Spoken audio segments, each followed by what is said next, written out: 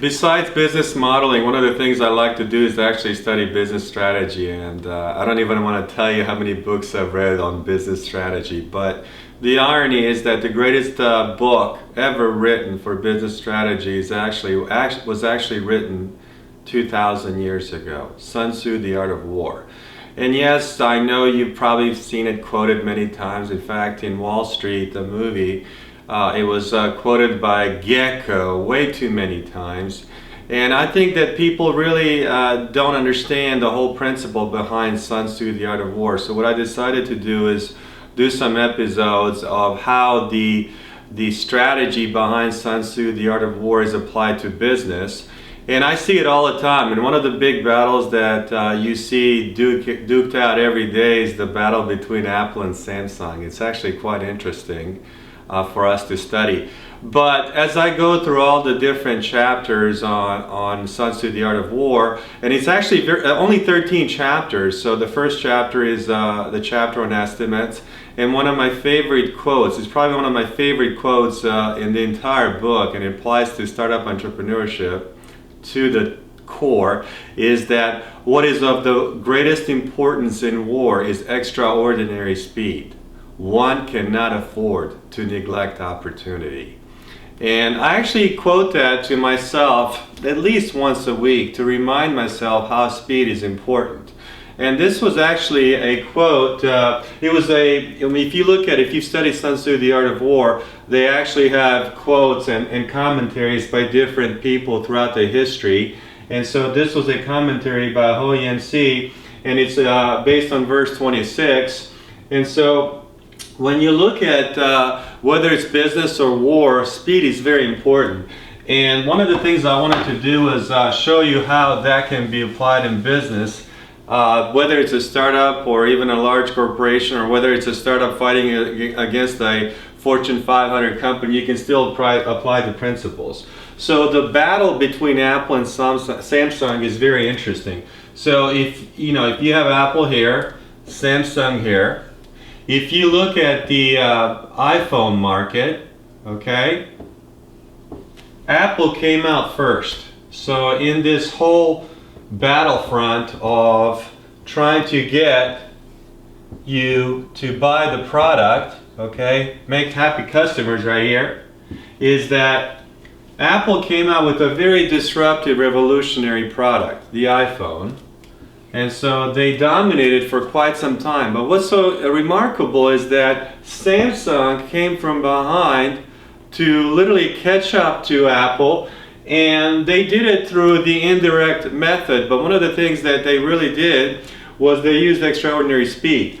So they came into the marketplace, they copied Apple, the smartphone, and one of the things that they did is they used the Android operating system to get to the market. So it was really one of those things that they outsourced the operating system, and Android obviously was put out by Google, and they included it inside the smartphone in order to get out there. Now, one of the things that they did was, because Apple had an exclusive with AT&T for a while, they were limited somewhat from a distribution perspective. And because the margins are really high, they were able to generate a substantial amount of profit in the early stages of the market evolution. So if you look at it, and you've seen me do this many times, when it comes to how to build $1 billion startup almost overnight, I draw a graph. And so what happened was, in the smartphone sector, the Apple was able to extract a tremendous amount of profit in the early phases of their revolutionary smartphone design. And so what happened was, as the market accelerated, Samsung came in and they started to compete on quite a few different fronts. And they use speed as one of their advantages. They use speed in terms of getting to the consumer on a global basis, and they also use the principles of speed when it came to distribution channels. So Samsung used cost as one of their speed advantages. So they came out with different products that are lower cost. So if you've been across the world, I can tell you, and I was in Hong Kong, literally it was completely dominated by Samsung. Even though I went into the Apple store and spent some time there.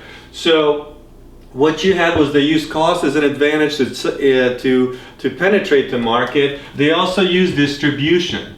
So when you look at Samsung's strategy of going into the marketplace, into the smartphone sector, they use the distribution component, and then last and not least is they use a tremendous amount of advertising to get to the consumer. Okay, so they used, in fact, when you look at the just pure force of advertising dollar for dollar, Samsung was outspending Apple 4-1. Easy. Just to get the consumer awareness. So when you look at the principles of speed and using extraordinary speed, Samsung was using these different factor points to get there. Now, at the end of the day, you got two principles involved when it comes to speed. Speed to launch, and then you also have speed, what I call speed to diffusion. Okay? So Apple was able to segment a market at a higher price point, and they were able to diffuse their technology into those markets. But they left the middle and the low-end market wide open. And this is where Samsung came in. Now, one of the things that you learn when you study Sun Tzu, The Art of War, is the concept of the indirect approach. And so one of the other things that Samsung did is not only did they use the advertising firepower to get to the consumers' minds, not only did they use different wider distribution mechanisms and channels to get to as many global points as possible, but they also used the principal form. As the smartphone, if you look at the innovation of the smartphone, okay, the size, first of all, it really came down to the size. If you look at the plus sign up here, and this is negative sign. So for instance, Apple came out with a phone of certain size X, okay? And then as the evolution of the phone started going up with more features, and the irony is that at a certain point it started becoming commoditized, where the smartphone features really to some extent are becoming a commodity. What happened was Samsung came out with a bigger form of a phone. And I can tell you, when I was in Hong Kong, literally everybody had these larger phone sets. And so what they did was they not only changed the game from a distribution, advertising, and pricing standpoint, but they also came out with a larger size of a phone, which is now forcing Apple to do two things. So Apple, if you look at it, what they did was, in order to use speed to get to the market, what Apple was doing was, let's say you segment the market to 3 different markets, high-end, middle-end, low-end. So Apple was basically feeding into this market. Now what Samsung did was they came in and they started appealing to the middle and the low-end markets on price and distribution and all that.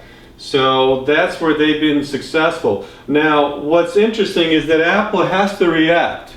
So if you look at strategy, in order to, once again, you got to remember, they're still fighting to get their products diffused into the consumer's minds on a global basis.